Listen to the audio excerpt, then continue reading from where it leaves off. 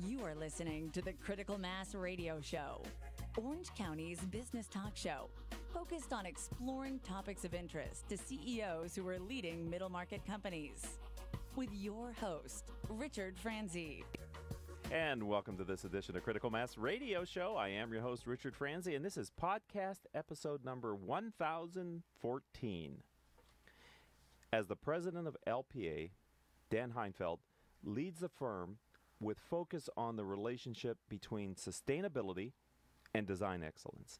LPA provides architecture, planning, landscape architecture, and many more services. And it's the passion and the people behind the firm that sets them apart. I've asked Dan to join us today to discuss more on the culture and this integrated business model and how they do their development projects. Dan, welcome to Critical Mass Radio Show. Thank you, Rick. I'm really happy to be here. It's great to have you here. I wonder if you could speak a little closer to the microphone, and we'll move it up like that. And also, tell me an interesting, I'll be the judge, but tell us a story about your professional past that helps us to get to know you a little bit better, Dan. Well, in 1976, I graduated from architecture school in Arizona, and I moved to Orange County. I'd like to tell you that I did an amazing amount of research and understood that this was the land of opportunity. Of course, especially. Absolutely, yeah. But that was not the case. No? I was just blind lucky. And found out that really I was very lucky because in 1983, when Mr. Bren bought the Irvine Ranch, there's a person who really understands that design matters. He hired an individual named Roger Seitz to lead their urban planning and design group. Okay. And Roger Seitz was a partner at SOM, which was at the time the best premier architectural firm in the country. Wow. And Roger and I developed a great relationship over the year. He really kind of became my mentor. He really sort of taught me about what it meant to be a commercial architect. And man, you were in the right place at the right time. I was so fortunate. And that idea of mentorship really is sort of fundamental to LPA. And those sort of lessons I learned there from Roger helped me develop the incredible staff that I have at LPA. Well, you know, for those who are listening that know Orange County and know Southern California, you know that coming out here in the early 80s was a very good time with the growth of the absolutely all that's been built out here and the evolution of Orange County. But you guys just don't do work in Orange County, do you? No, we actually work all over California and actually have 2 offices in Texas, which we opened in our latest one was just like a month ago in Dallas, and we've had an office in San Antonio for 3 years. Okay, so people who are listening, because we have a national, if internet, not an international following, so people may think, oh, well, that makes sense. You went to Texas from California, but why did you, as the president and the other executives, decide Texas of all the other 49 states? Well, pretty easy. Second largest economy in the country, and lots of people from California are migrating to Texas.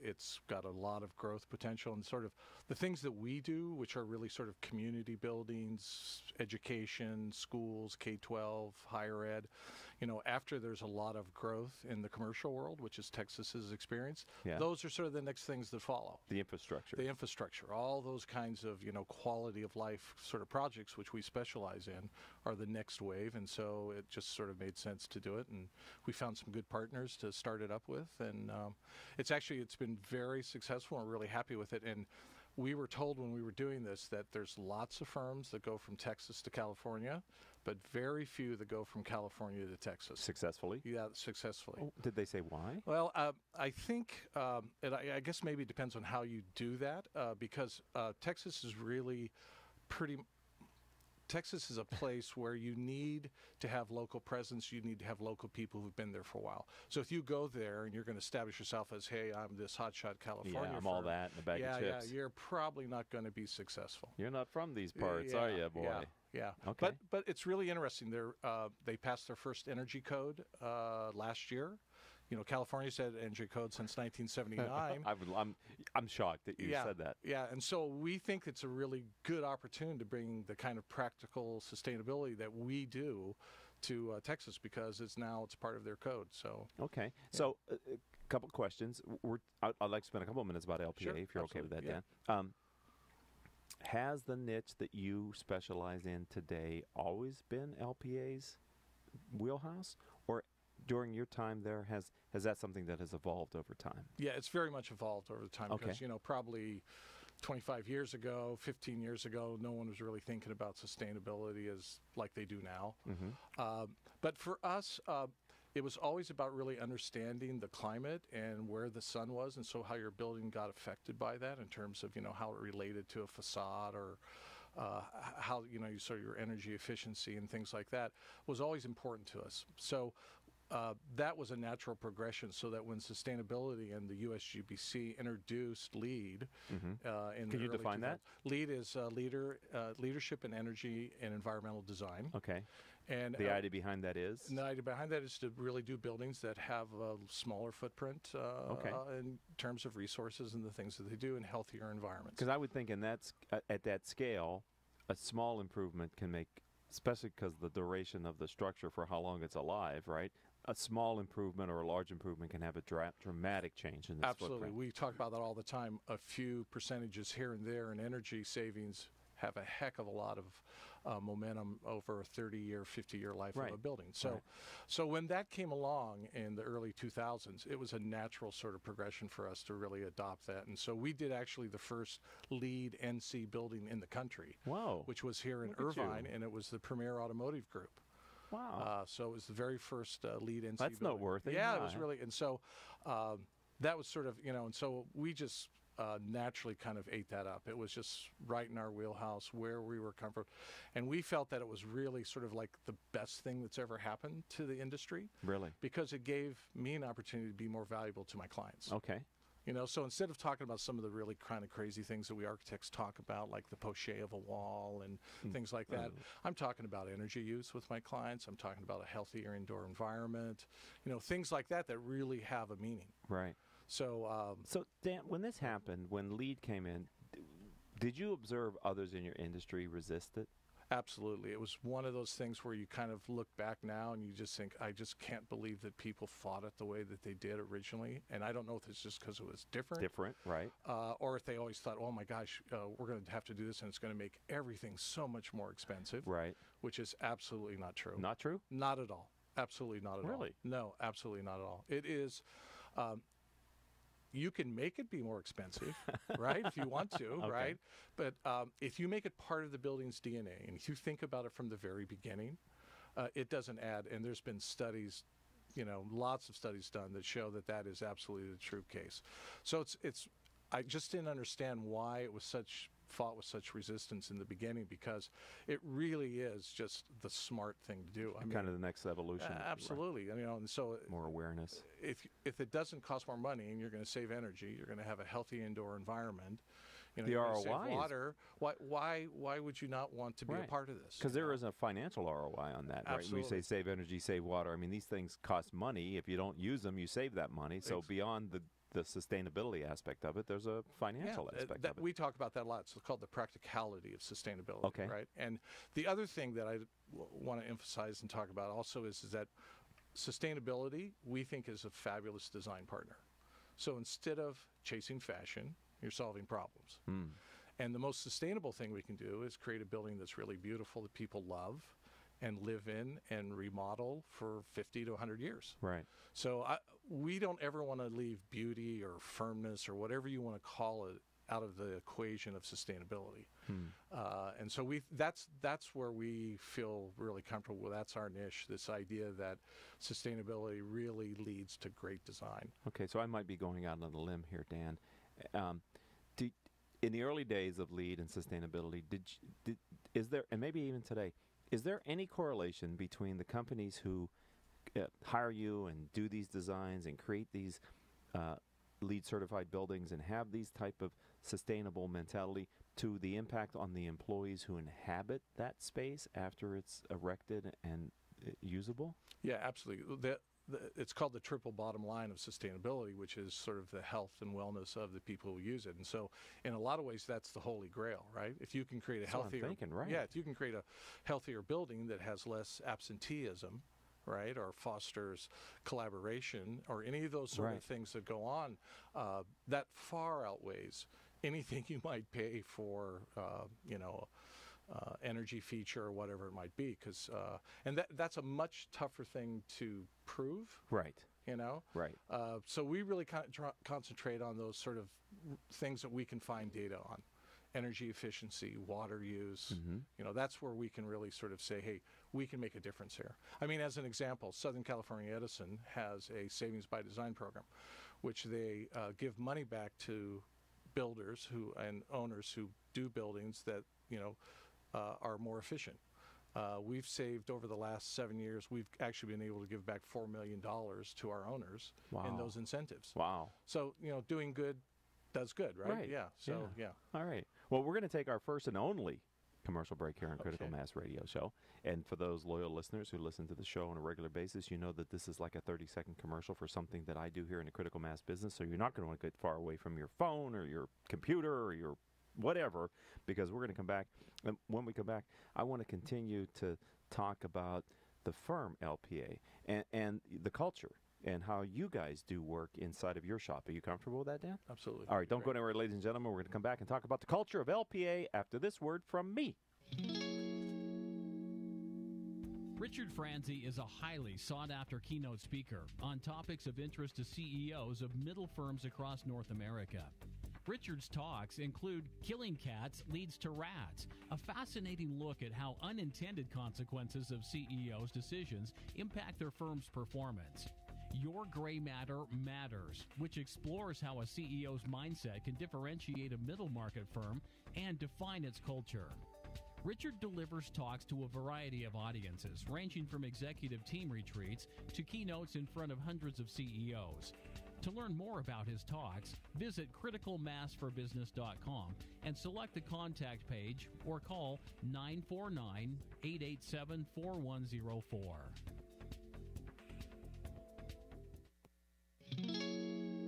And welcome back to this edition of Critical Mass Radio Show. I am your host, Rick Franzi. A great way to stay informed about our great guests, like Dan Heinfeld here, president of LPA, is to sign up simply for our weekly newsletter. Go to Critical Mass for Business, criticalmass4business.com. At the bottom of any page is a Join Our Mailing List box. Simply type in your email address, hit subscribe, and like magic, you'll start receiving our weekly newsletter with information about our guests and special insights from me.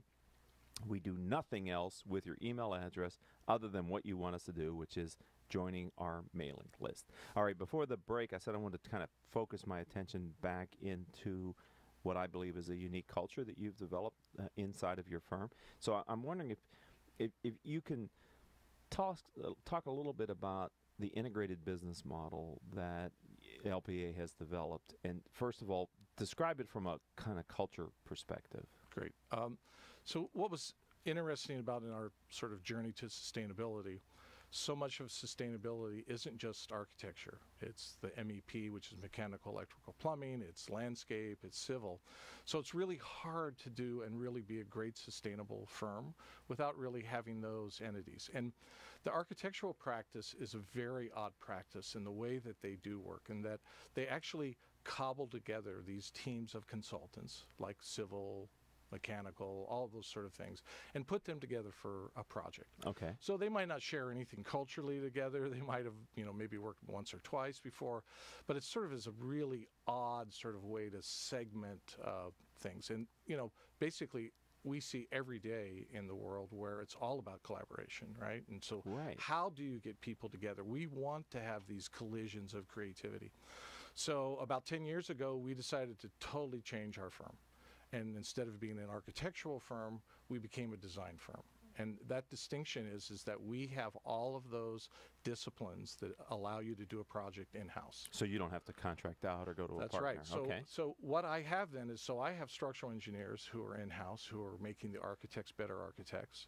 The architects are making the structural engineers better structural engineers, and it goes all the way across the board. So when we originally did this, we thought it would make us a better sustainable firm, and it has without a doubt. But what we didn't really understand is how profoundly differently it would change our practice. What do you mean? It changed it in the such that it's such a more collaborative situation now, because these people are communicating, on an hourly, basis. They're running into each other and they're talking about projects. And so things don't just sort of, in the traditional world, an architect would sort of come up with a site plan and he'd sort of give it to the civil engineer and say, hey, make this work. Yeah, go build this. Go build this thing, Right. That never happens. Grumble. That never happens anymore. Okay. These people get together and they talk about what's the best way to solve this problem. And so they start off from the very beginning collaborating. Oh my gosh. They start to work together. Then they collaborate more as it sort of gets more refined. And so Right. there's like this proof of concept that happens, as you move along. And so instead of being this, the sequence where it sort of kind of rises and, depends on Right. it Project-based. actually, it is very much about a process. So it's a much more linear process in terms of it. Wow. And How do you arrange them physically? In your they space? are scattered throughout the office. I mean, the whole idea is, there are sort of pockets where there are groups together, but the idea is that we want these sort of collisions to happen all the time. Okay. So when you're walking down the hallway, there's the mechanical engineer, and you can talk to him about your job. Hey, I just thought of something. So he's not over in some other far wing or building absolutely. Yeah, we want to be integrated within the team. Okay. Yeah, so it has just profoundly changed the practice, and like sustainability, that really changed our practice. I think this is changing the practice even more, in our practice in particular. Can we get a gong for the loyal listeners? Whenever you hear that sound, that we just had a conversation that is appropriate for a lot of different entities, right? You don't have to be a architecture moving to a design firm.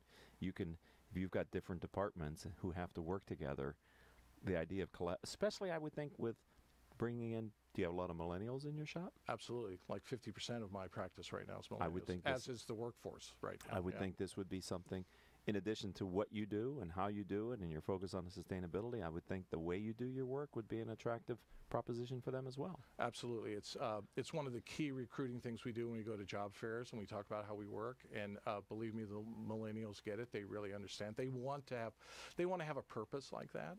And I think that's really what we're trying to do, is give a purpose to what we're doing here. It isn't just sort of doing buildings. We're really trying to do buildings that are just smarter, better, have a smaller environmental footprint, serve their clients better, change lives. Right. And that's a really powerful thing to be a part of. I would think, we all know business owners across the country, or maybe around the globe, but certainly here in North America, know how tight the labor market has been for the past couple of years. But I would think in your disciplines, the labor market is even tighter? Yeah, it's very, our number one thing is finding talented people, right? And so, it's a tough labor market, but this has given us a very unique advantage in terms of recruiting and talking about, hey, what do you want to do, professionally? Here's an opportunity to really practice in a very different way. Right. Wow, that's awesome. See, that's a bonus. We got bonus material here on Critical Mass Radio Show from Dan. I like to ask some of my guests what we call here the guiding principle question, Dan. You're president of LPA. And what I mean by the guiding principle is you've learned a lot of business lessons in your years leading and growing organizations. I wonder if you could describe for our audience kind of your overarching philosophy about what you view as important and how you're leading and growing LPA today. Well, in my particular business, it's all about design matters. We're a design firm, and what I'm trying to do is to get really talented people to work together collaboratively in ways that they never really thought possible, because if I create a better process, I'm inherently going to have better results. Okay. And that's what we're trying to do at my firm right now. And your customers must see that in some way. I don't know if that's less design changes or a more efficient process, less cost for them, but there's got to be something that, in addition to how you're doing your work, that your customers, beyond this beautiful, sustainable design. Right. Well, that collaboration that we talk about, they're also a part of it. Okay. So once they sort of experience and work with that, and so, we're not a firm that brings ideas and say, geez, don't you love it, right? We spend lots of time with our clients trying to get to know them, understand what's important to them, and to really find what is sort of the elemental truth of their particular project. If you're looking for someone just to do sort of a cookie cutter kind of thing, that's not what we do. Okay. And so having our clients involved in this, I mean, they have the time of their lives participating in these kinds of things, because they can actually help shape their building Right. and how their processes go, and really affect the lives of the people who are using it. And once you do that, you'll never want to practice any other way, because it is really powerful. You know, when you're answering that question, it made me think that I wanted to go back when you had earlier talked about the collaboration part of it. I would think, you tell me if it's true, that one of the consequences of this more collaborative style is that there may be more shared ownership among all the departments for the projects that you're working on because of the nature of the way that you develop. Yeah, that's the goal. That's the goal. I mean, I want to have a project where 20 people in my office and 20 clients said, gee, that was my idea. Yeah, look at the building. Yeah, look at the building I was a part of. Right. That's what's great about construction. You can actually take people and say, see what I did? Exactly. Yeah. Look at that. Yeah, that's awesome. All right. It is one of the great rewards of being in the business that I'm in. Yeah. All right. So, Dan, last question here on Critical Mass Radio Show. If someone would like to learn more about LPA, how do they find your firm online? Yeah, great. The best way is on our website. Okay. That's lpainc.com. We've got a Twitter account. It's literally the same thing, and so that's the best way, because our website's actually very inclusive of the kinds of things we do. It has our newsletters on it, our podcasts, the things we do, videos, and it's a really good way for them to get to know what we do. So it sounds like you're having a good time. Yeah, I'm very lucky. You have been lucky.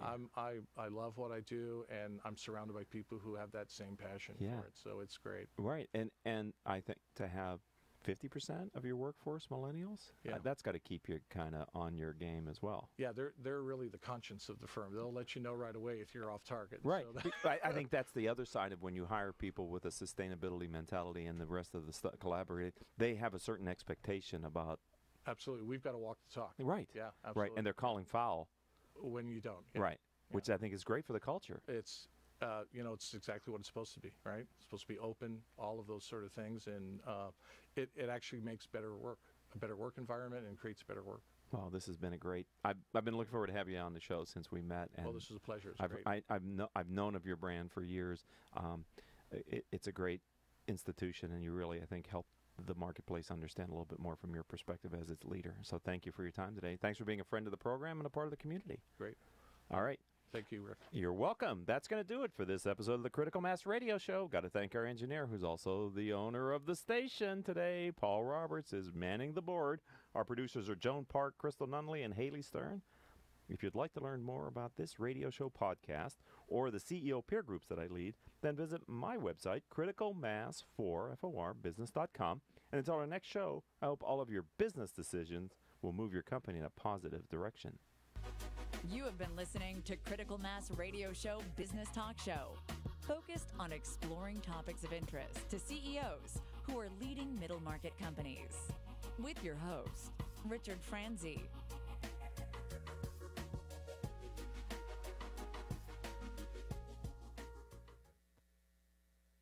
Imagine what it would feel like to lose everything. Your job, your home, your family, your dignity. This has happened to thousands of the men, women, veterans, and young adults we serve at Working Wardrobes. What do we do to help? We provide career development services, life skills workshops, job skills training. We provide the perfect interview outfit, and we get clients placed in jobs. Call Working Wardrobes, 714-210-2460. Donate, volunteer, invest, hire.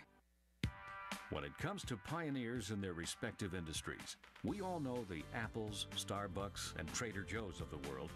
In the realm of recruiting, Decision Toolbox is the industry's best-kept secret, with 90% of their business from referrals and repeat customers. For over 20 years, Decision Toolbox's U.S.-based team of recruiters, sourcers, professional writers, quality personnel, and tech support has perfected a Six Sigma approach to talent management.